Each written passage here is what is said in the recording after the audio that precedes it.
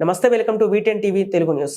కడప జిల్లా పొద్దుటూరు నడిమిపల్లె 17వ వార్డులో YCP MLA Rachamallu మాట్లాడుతూ, పొద్దుటూరు పట్టణంలో అభివృద్ధి చూసి మా జెండా మీకు మంచి చేసి ఉంటే, రాచమల్లు వ్యక్తిగతంగా మానవతా హృదయంతో మిమ్మల్ని ఆదరించి ఉంటే, పేదరికంతో నా దరి చేరిన ప్రతి మనిషికి కష్టంలో నేను సహాయపడి ఉంటే, ఈ ఎన్నికల్లో మా పార్టీకి నాకు అపూర్వమైనటువంటి ఘన విజయాన్ని ఇవ్వమని కోరుతున్నాను. ఎమ్మెల్యే రాచమల్లు. వైఎస్ఆర్ కాంగ్రెస్ పార్టీ ఎన్నికల ప్రచారంలో భాగంగా ఈరోజు నడింపల్లెలో 17వ వార్డులో చరితమ్మ నాయకత్వంలో విస్తృతంగా వైఎస్ఆర్ కాంగ్రెస్ పార్టీ జెండా ఎన్నికల ప్రచారాన్ని నిర్వహించింది. ఈ వార్డు అంతా కూడా దాదాపుగా 90% పేదవారితోనూ మధ్యతరగతి కుటుంబీకులతోనూ ఉంది. పేదరికమే ఎక్కువ ఉందని చెప్పొచ్చు. ఇంకా దాంట్లో కూడా అది కూడా ఎక్కువ శాతం ముస్లిమ్స్, దూదేకుల కులస్తులు ఉన్నారు ఇక్కడ. ఆల్మోస్ట్ ప్రొద్దుటూరు పట్టణాన్ని డెవలప్ చేసే విషయంలో మీ శాసనసభ్యుడైన రాచమల్లును మీరు గమనించాల్సిన అవసరం ఉంది. వరదరాజిరెడ్డి గారి నేతృత్వంలో 40 సంవత్సరాలు ఈ నియోజకవర్గం వెనకబడిపోయింది. అభివృద్ధికి ఆమడ దూరంలో ఆగిపోయి ఉంది. నేను ఒక్కసారి అధికారంలోకి వచ్చిన తర్వాత 5 సంవత్సరాల పదవీ కాలంలో 2 సంవత్సరాలు కరోనా పోతే తక్కిన 3 సంవత్సరాల కాలంలో ఈ ప్రొద్దుటూరు నియోజకవర్గాన్ని అభివృద్ధికి చాలా దగ్గరగా తీసుకురాగలిగిన 120 కోట్ల రూపాయలతో మున్సిపల్ నిధుల నుంచి 41 వార్డుల్లో రోడ్లు కాలువలు నిర్మించగలిగినాం. ఉదాహరణకు సరితమ్మ వార్డులోనే 2 కోట్ల రూపాయల అభివృద్ధి కార్యక్రమాలు చేసినాం. అడిగిన చోటల్లో రోడ్డు వేసినాం, అడిగిన చోటల్లో కాలువ నిర్మించగలిగినాం.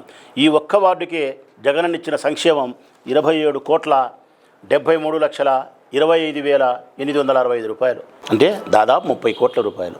30 కోట్ల రూపాయల సంక్షేమానికి ఇచ్చి 2 కోట్ల రూపాయల అభివృద్ధిని చేసి 120 కోట్లతో 41 వార్డుల్లో రోడ్లు కాలువ నిర్మించి మైదుకూరు రోడ్డుకు 3 కోట్ల 60 లక్షలతో స్మార్ట్ స్ట్రీట్ అని చెప్పి రోడ్డును వైడింగ్ చేసినాం, ఫుట్పాత్ నిర్మించినాం, డివైడర్ నిర్మించినాం, గ్రీనరీ డెవలప్ చేసినాం, సెంటర్ లైటింగ్ తెచ్చినాం.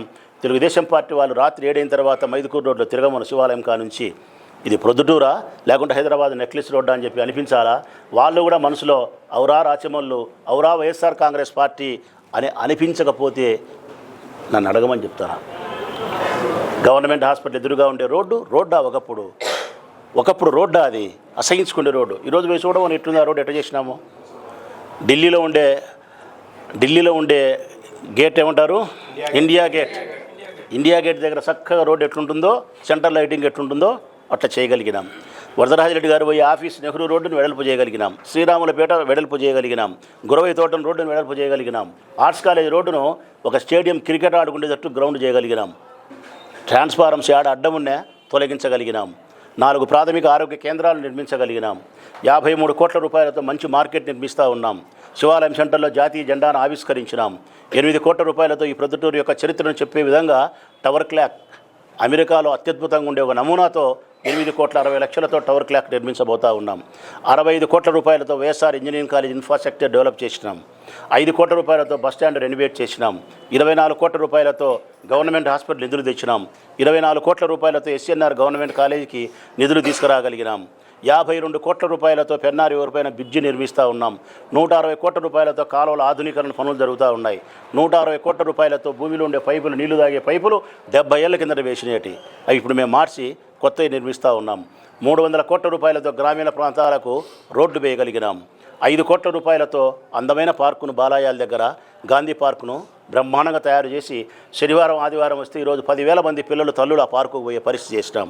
2 టౌన్ బైపాస్ రోడ్లో 2 కోట్ల రూపాయలతో పార్కును డెవలప్ చేసినాం. గోపవరం పంచాయతీ హౌసింగ్ బోర్డులో 5 కోట్లతో పార్కు నిర్మిస్తున్నాం. హౌసింగ్ బోర్డుకి 20 సంవత్సరాలుగా జౌకులు నీళ్లు తాగితే 2 కోట్ల రూపాయలతో పెన్నారు నుంచి నీళ్లు తెచ్చి ప్రజలకు తాగునీరు పెన్నారు ఎవరిని ఇవ్వగలిగినాం.